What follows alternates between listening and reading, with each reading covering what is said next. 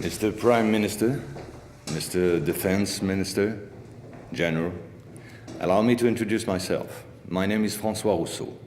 I'm in charge of an informal research group, which does not appear in your organization charts. Our president, to whom I personally and exclusively refer, thought it useful, if not necessary, that I clarify for you a certain number of issues. You think that as initiates you're better informed than most people. Allow me to doubt it.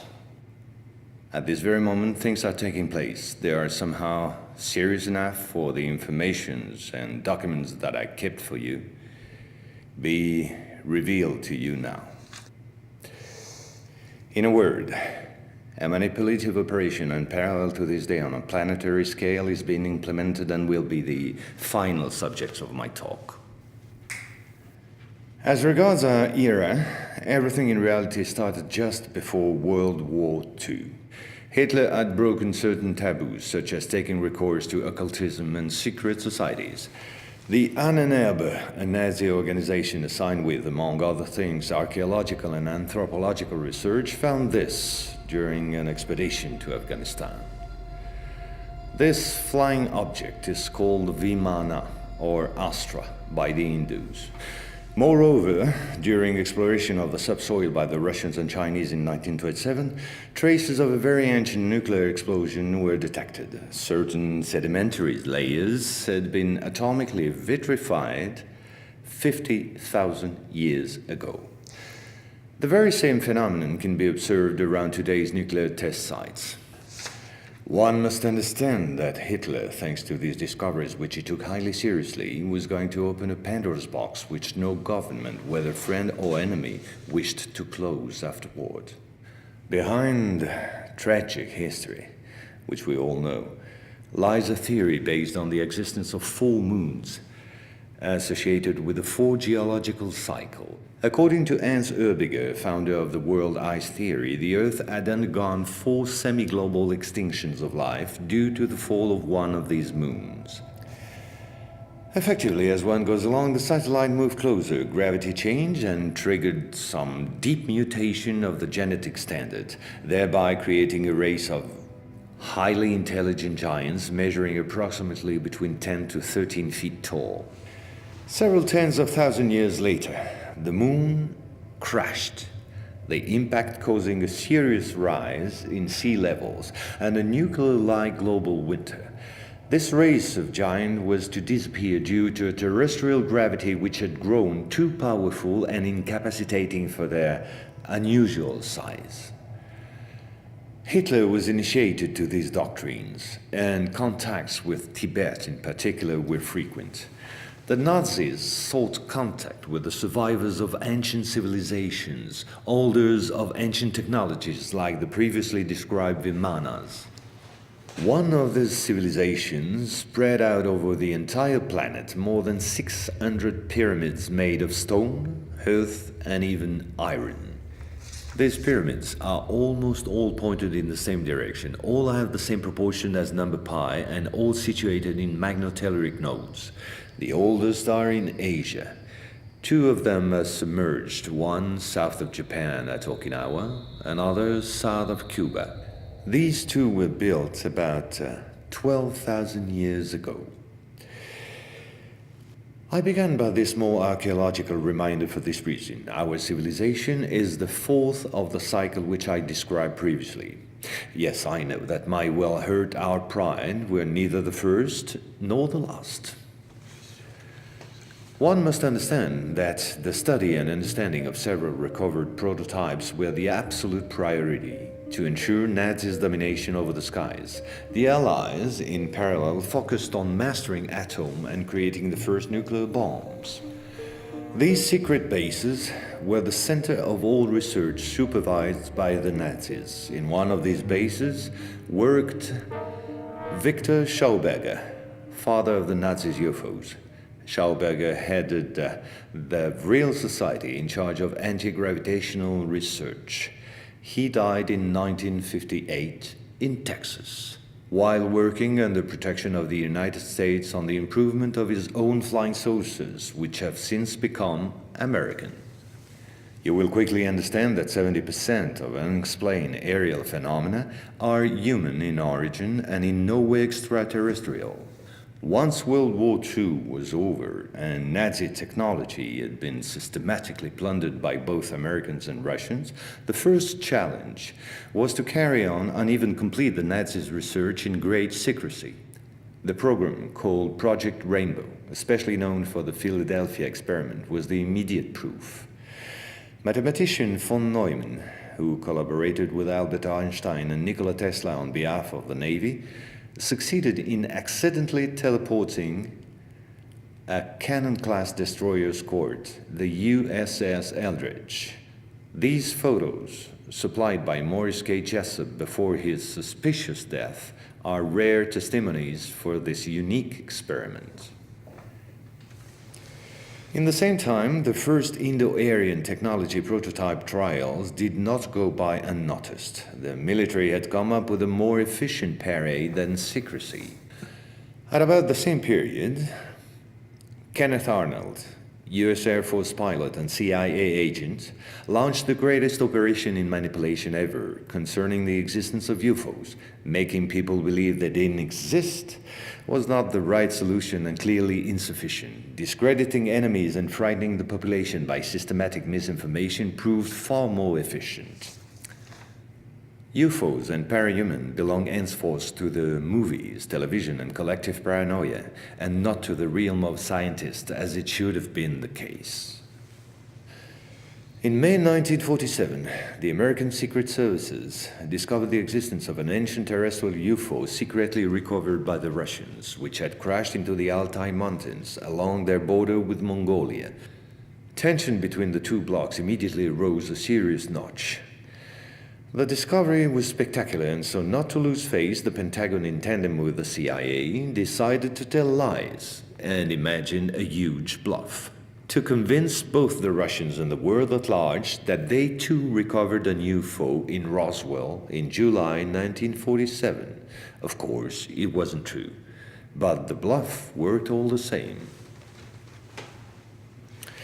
In February 1949, just after the so-called Roswell incident, an UFO was photographed and filmed in Antarctica. It was the first photo of this type of a cigar-shaped object. Other appearances were then to follow in one another by cyclic waves. At the same moment, the Apollo program, headed by Werner von Braun, was in full swing, and Dr. Braun in no way favorably welcomed the demand for paranormal experiments, which nevertheless took place during certain Apollo missions. This is the last known experiment on psychic and telepathic amplification, as well as detection of positron particles emitted by the Yogi towards the Apollo capsule.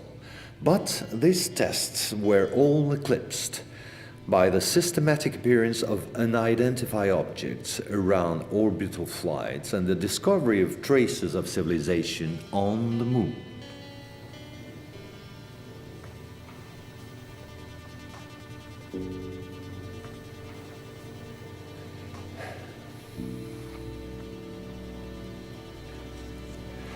NASA had to face an avalanche of data and embarrassing proofs. The only solution was to put everything under the cloak of defense secret.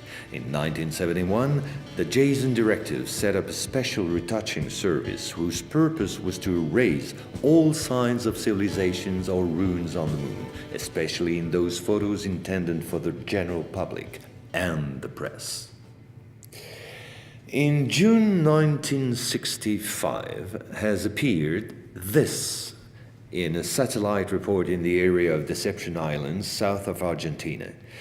The Russians tried to sabotage the refloating operation in vain, despite the violence of the confrontation. The flying object was finally brought back to Edwards Air Force Base in California.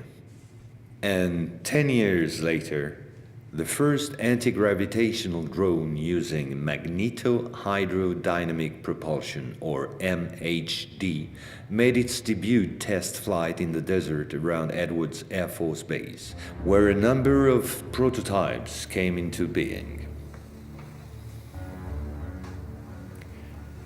The Belgians got a small glimpse of so-called UFOs in 1989 and 1990.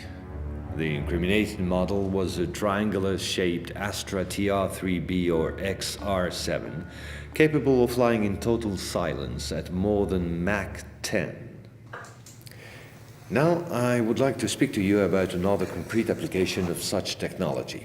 The B-2 bomber, whose development started in 1982. The official B-2 stealth bomber, which flew for the first time in 1989, was to serve as cover for another unconventional B-2 to be built in parallel. This top-secret model used, among other things, a plasma creation system, exploiting the airflow like an MHD generator. This system produces ionization of the air around the B-2, thereby suppressing air resistance while ensuring total invisibility for any type of radar. This nuclear bomber has flown for 15 years now at more than Mach 10. It can fly around the Earth in just a few hours without being seen. Naturally, such military research was to give rise to many commercial spin-offs. Over the last 10 years, we've seen the appearance of dozens of non-lethal armaments like E-bombs or electromagnetic bombs, as well as, of course, microwave weapons and powerful lasers. The US Department of Defense, through the multinational Raytheon, decided to invest a gigantic amount of money in an experimental program called HAARP, or High Frequency Activate Auroral Research Program. And it was quite a program. Officially, the base in Alaska studies the ionosphere. In truth, the real possibilities of the installation are enormous. Climate manipulations, deep detection of underground base or deposits, silent and remote destruction of any object, and most important of all, manipulation of human behavior.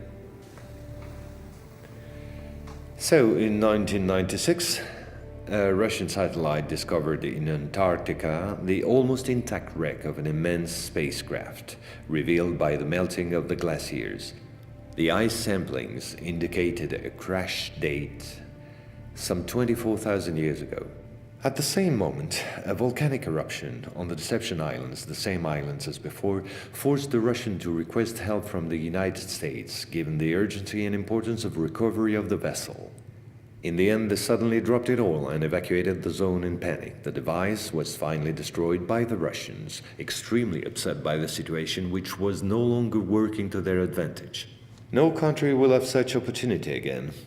And this foolish action, as bad losers on the part of the Russians, was only to reinforce the position of the Americans as regards extraterrestrials. If this account seemed somewhat long despite my efforts to simplify, it was absolutely necessary to get to the subject I mentioned previously. The plot known as the Orion Conspiracy. Our research group is convinced that UFOs constructed by the Americans or the Russians will be used to support an hoax attack on the Earth of extraterrestrial origin. The media taking care of the rest, of course. The reason? Once the threat of international terrorism has dissipated, the war economies of the major powers, with the United States at the head of the pack, will need a new enemy in order to still prosper. War on Earth will be replaced by space war against an enemy from beyond. So then, gentlemen, I thank you. A complete report will be handed to you at the exit. As for me, I'll see you again soon for a second update on a quite different subject. Gentlemen.